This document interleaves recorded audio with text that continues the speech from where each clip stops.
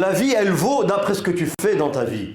Quand tu prends un sac, le sac, sa valeur émane de ce qu'il y a dedans, ce que tu vas mettre dedans. Qu'est-ce que tu vas mettre dedans? Tu vas la remplir avec quoi? Nous pouvons nous les êtres humains, dans cette situation en 3 catégories. Il y a 3 catégories. Fuir la mort, chercher la mort, se préparer à la mort. La nature de l'homme qui dit que l'être humain a peur de la mort. Ça c'est normal, c'est naturel. Comme Aïcha radiyallahu anha, لما سمعت النبي صلى الله عليه وسلم, un jour elle entend le prophète sallallahu alayhi wa sallam dire, قال من أحب لقاء الله أحب الله لقاءه ومن كره لقاء الله كره الله لقاءه.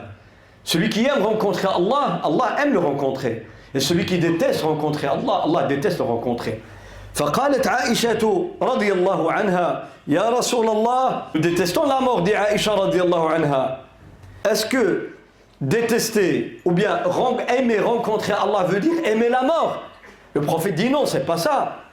Au moment de l'agonie, le hadith il parle au moment de l'agonie, c'est-à-dire quand tu es mourant, Allah il t'envoie les anges du paradis, les anges de Rahma, et tu veux aller rencontrer Allah. Allah il veut t'accueillir, il aime te rencontrer, subhanahu wa ta'ala. La mort c'est normal, c'est naturel.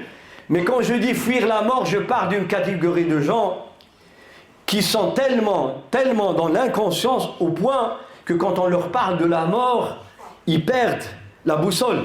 Il est loin d'Allah. Il n'attend rien d'Allah.